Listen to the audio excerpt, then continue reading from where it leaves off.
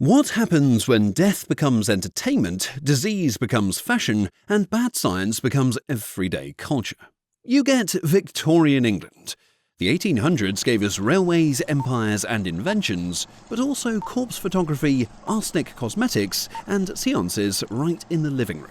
This was the century where creepy wasn't just a vibe, it was daily life. Stick around to the very end because the final entry will forever change how you look at old Victorian portraits. Number 10. Mummy unwrapping parties. Victorians were obsessed with ancient Egypt. When explorers brought mummies back to Europe, wealthy collectors didn't donate them to museums, they hosted unwrapping parties. Imagine a parlour full of guests clapping and gasping as linen peeled away from a 1,000-year-old corpse. Sometimes the body crumbled to dust right there. Other times leathery skin and tufts of hair appeared, and the crowd treated it like a magic trick. And it wasn't just about watching. Some even believed powdered mummy was medicine, stirring it into drinks or selling it in apothecaries. To us, it's grotesque. To them, it was exotic entertainment. Part science lesson, part horror show. But if you think that's creepy, just wait until you hear what they do to living people. If this already makes your skin crawl, hit like, because we're only getting started. Number 9. The freak show obsession. Circuses and sideshows thrived on showcasing human oddities. Conjoined twins, dwarves, people with albinism or unusual growths. Anyone who looked different was turned into a spectacle. Posters called them monsters or bearded ladies, and crowds lined up to gawk.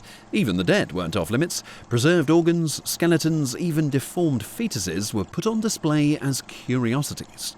For Victorians, it was wonder and entertainment. For the people on stage, it was exploitation, sometimes a lifetime of it. And sometimes those who weren't paraded under the circus tent were locked away in darker places. Number 8. Victorian asylums.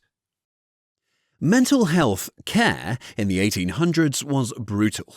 Patients were chained to walls, dunked in freezing baths, or strapped into spinning chairs until they vomited. And here's the worst part.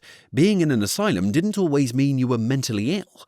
Families could send away alcoholics, epileptics, unwed mothers, even wives who were simply too difficult.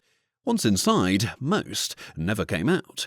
Overcrowded, filthy, and cruel, asylums weren't hospitals. They were warehouses of suffering. And if people weren't safe, their pets didn't stand a chance either. Number 7.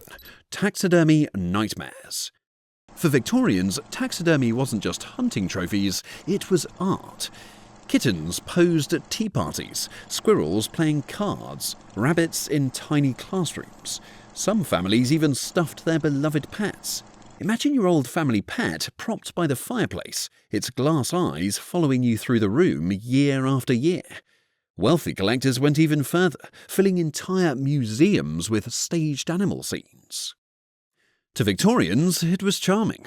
To us, it's nightmare fuel. And speaking of nightmares, their photo albums were even darker. Number 6. Post-mortem photography. Photography was expensive. Many families didn't get a portrait until it was too late. So when a loved one died, they dressed the body, propped it up, and paid for one final photograph. Some had eyes painted onto closed lids. Others posed the dead with siblings, parents, even toys. And these weren't tucked away. Families proudly displayed post-mortem photos right next to wedding portraits. For Victorians, it was memory. For us, it's a horror story frozen in time. But the obsession with corpses didn't stop at photographs. It extended to the graveyards themselves. Number 5. Body snatchers. Medical schools desperately needed cadavers for dissection, but supply couldn't meet demand. Enter the resurrection men. Body snatchers who dug up freshly buried corpses and sold them to doctors.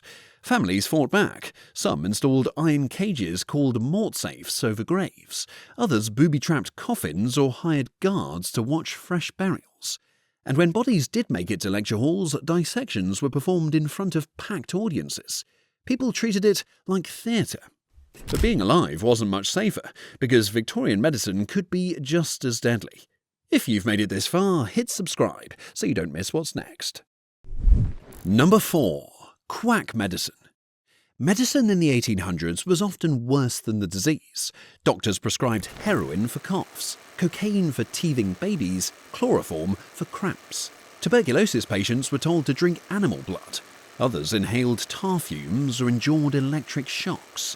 And surgery? Forget anesthesia. Patients got a strap to bite and maybe a shot of brandy while the doctor sawed away.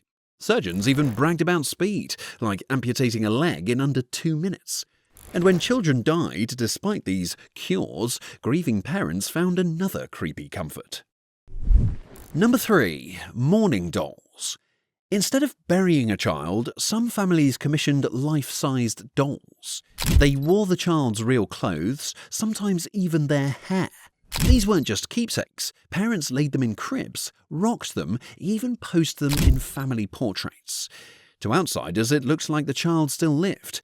But behind those glassy eyes, there was only grief. Imagine growing up with a silent, unmoving sibling in the house.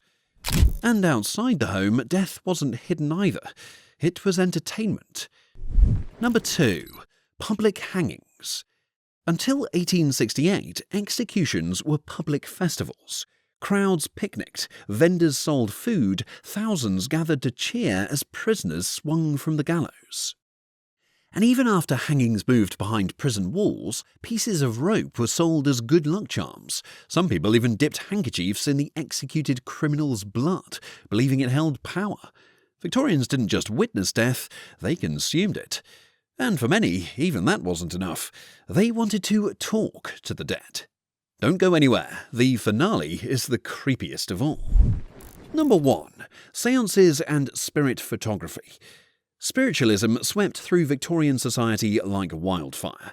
Families gathered in dark parlours while mediums claimed to summon spirits with knocks, floating tables, and mysterious ectoplasm. Then came spirit photography, double exposures that made ghostly figures hover in the background of family portraits. And people believed it.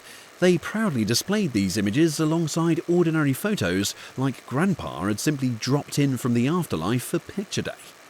So, there you have it, a world where poison hid in the wallpaper and ghosts showed up in family portraits.